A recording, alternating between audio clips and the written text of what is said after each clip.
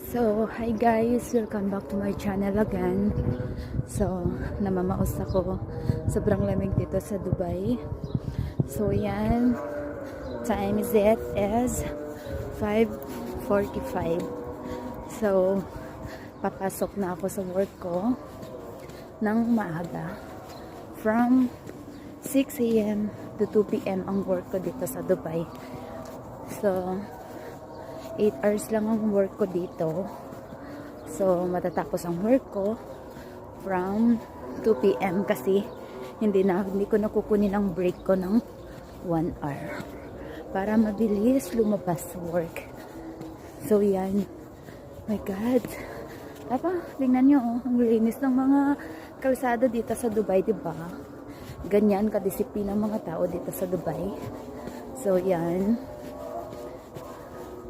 Tagilid lang ako, baka mamaya